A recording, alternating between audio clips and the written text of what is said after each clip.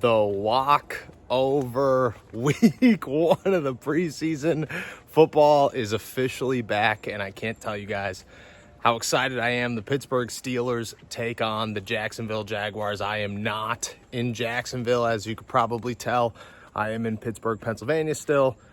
Plenty to watch, plenty to dive into. Super excited for this one.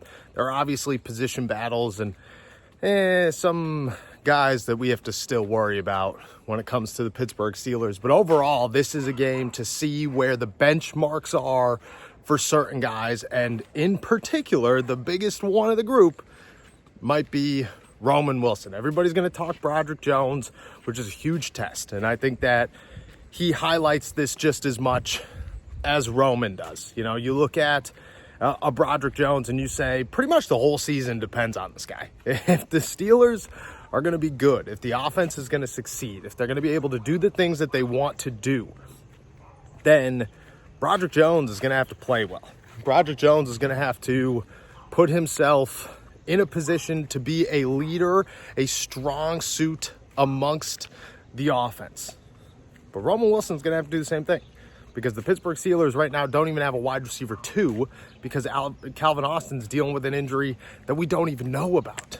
DK Metcalf isn't going to play in the preseason. The Pittsburgh Steelers are dangerously close to approaching the you need to go get a wide receiver. And that's the difference here. Yes, Broderick makes or breaks the season for the Pittsburgh Steelers, but Broderick's going to start. Broderick's going to be there all year. Broderick is going to be the guy that the Pittsburgh Steelers live and die off of from day one until week 18 or the wild card or the divisional round or the Super Bowl or whatever. They're going to live and die off of Broderick Jones. Roman is in a position to say, you don't need to go add a wide receiver, because right now the Steelers need to go add a wide receiver. When Scotty Miller is your second best wide receiver on the team in the group, you need to go add another option. And the Pittsburgh Steelers are very aware of that, but they're trying to avoid it. They're trying to not deal with the situation, not add to a room that they don't want to add to. And the way to do that is for Roman Wilson to succeed. Roman's going to play pretty much the whole first half. I wouldn't be surprised if he plays almost the whole game. He's going to get a lot of looks from Mason Rudolph. No DK, no Calvin means that the Pittsburgh Steelers' best option is Roman Wilson.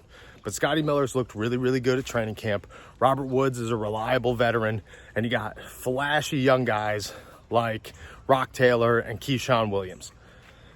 If they shine, if they burst onto the scene and take away from Roman Wilson, I mean, it's a clear as day sign for the Pittsburgh Steelers. We'll see what happens, but it's a big one.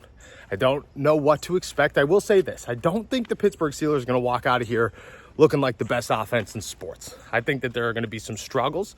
I think that the Pittsburgh Steelers are going to find themselves in a place where things don't look great offensively, and that's okay. Why is that okay? Because as long as the first unit, the first quarter looks fine, then okay, great. Who cares? Who cares what Skylar Thompson and possibly Logan Woodside are doing? We care about what guys like Mason Rudolph and Roman Wilson and Caleb Johnson are doing. And we'll find out what that's like early. Keep an eye on the offensive line. Broderick Jones makes or breaks this season. And Roman Wilson, man, that's the guy that decides in this game what his spot is on this roster and if the Pittsburgh Steelers make another splash before week one of the regular season.